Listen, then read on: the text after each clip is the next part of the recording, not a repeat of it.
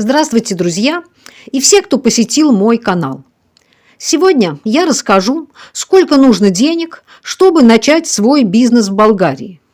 Такой, например, как собственный магазин, автомастерская, массажный салон, парикмахерская, ремонт техники и так далее. Как я уже говорила в прошлом своем видео, по ВНЖ в Болгарии устроиться на работу по найму нельзя. А свой бизнес открыть можно, но для этого нужна фирма. Итак, допустим, фирма открыта, и вы собираетесь начать свой бизнес. Начнем с обычного магазина. И первое, вам нужно найти помещение для магазина в аренду. У каждого помещения есть свой статус. Если у помещения, которое вы нашли, статус другой, например, офис, то статус этот вам придется менять. А это время и деньги. Поэтому лучше выбирать помещение со статусом, подходящим для вашей деятельности. При этом за аренду помещения обычно приходится платить сразу, как только вы подпишете договор с арендодателем, а не тогда, когда вы откроете свой магазин. То есть это может быть лишний месяц аренды. Стоимость аренды магазина зависит в основном от места и от времени года. Особенно, если это где-то на побережье, то цена за летние месяцы может быть в 10 раз выше, чем цена за зимние месяцы. А в городах не у моря цена одинаковая весь год. Можно и в городах на побережье снять помещение по одинаковой цене. В Бургасе, например, в районе Меден-Рудник цены обычно одинаковые круглый год, потому что это не туристический район, а дешевый спальный район. Там все дешевле, потому что желающих открыть там магазин не так много.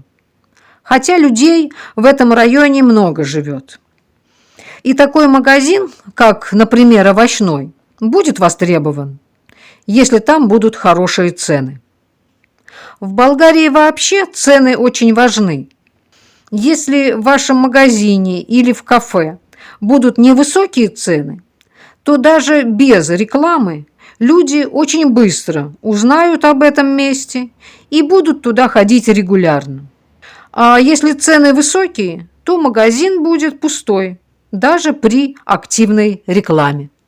Итак, цена аренды на магазин сейчас в Бургасе. Если помещение находится на самых центральных туристических улицах, это Александровка и Богориди, то стоимость за квадратный метр будет выше 20 лев, особенно если помещение не очень большое. Я даже думаю, что маленький магазин на этих двух улицах, примерно площадью до 40 метров, и за 1000 евро в месяц снять непросто. А вот если магазин рядом с этими улицами, но не на них, а где-то за углом, то цена может быть 500 лев в месяц. А если в других районах, то еще дешевле можно найти. Например, в районе Возрождения в Бургасе очень много помещений сдается до 500 лев за магазин, примерно до 40 квадратных метров. Хотя район Возрождения находится совсем рядом с центром, но пустующих помещений там полно, и шансов, что если вы там откроете магазин, к вам будут ходить люди, очень мало. Но даже на центральных улицах города многие магазины в зимнее время года стоят пустые. Знаете, какие самые популярные магазины в Болгарии? Ну, если не считать больших супермаркетов. Самые популярные магазины в Болгарии – это секонд-хенд. По-болгарски второутреба. Особенно такие, где цены меняются ежедневно. Только там всегда есть люди. Хоть таких магазинов в стране очень много, но цены там обычно очень низкие, и товар самый разнообразный. Ну и, наверное, потому что примерно 70% населения вещи покупают именно в секонд-хенде. Поэтому обычные промтоварные магазины стоят пустые. Я в свое время открывала магазин сувенирный. В основном там были изделия handmade, сделанные моими руками. Магазин я арендовала на летнее время в приморском туристическом городке. Но не на центральной туристической улице, а рядом с ней, буквально в 30 метрах. Но эти метры сыграли свою негативную роль. И по той улочке ходило очень мало людей, и, соответственно, магазин стоял без клиентов. И хоть я работала в нем с 9 утра до 9 вечера, выручка в среднем за день у меня была 50 лев. И хоть аренда за помещение была очень маленькая, и работала я сама, без продавца, и большую часть всего товара я тоже сделала сама, но в плюс за все лето я так и не вышла. А кроме денег за аренду, нужно ежемесячно платить налоги. В прошлом году за себя надо было платить 260 лев налогов. Но в прошлом году минимальная заработная плата была 900 с небольшим. А в этом году минимальная заработная плата стала 1077 лев. Соответственно, и осигуровки, то есть налоги, поднялись немного. Вроде получается 299 лев. Это ежемесячные минимальные платежи за себя. А если вы захотите взять работника, то за него нужно будет платить сумму налогов немного больше, чем за себя. Здесь я вам не могу сказать точную сумму, потому что это зависит от вида деятельности и его должности. Но если за себя предприниматель платит 27,8% от минимальной заработной платы, то за работника 32% от зарплаты.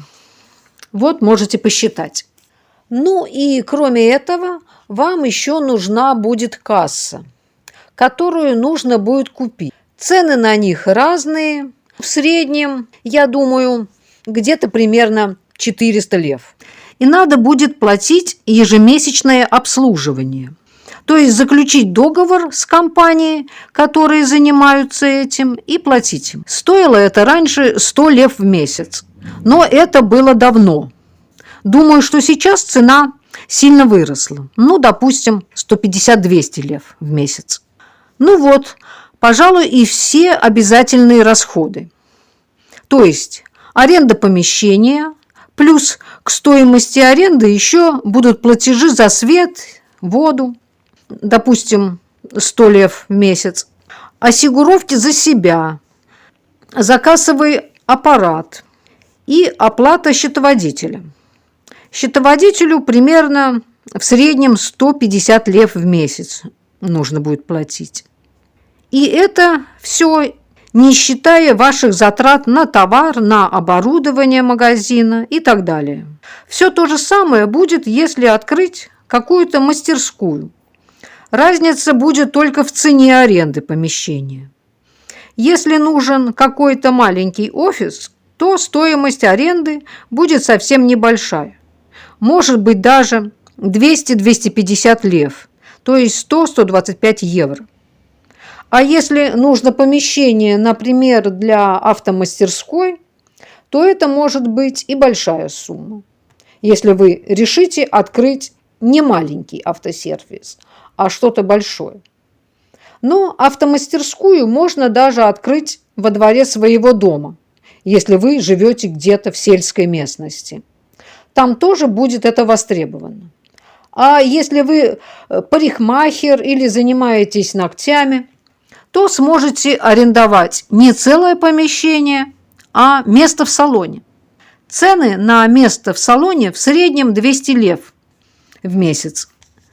У меня в комментариях спрашивали, востребованы ли эти специальности. Да, востребованы. Не только летом, но и круглый год.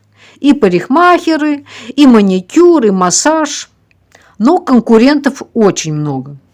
Эти салоны буквально есть на каждом углу. Вот так. Пишите в комментариях, что вам интересно еще узнать, и я постараюсь сделать видео на эти темы. А на сегодня я прощаюсь с вами. Всего вам доброго. Всем пока!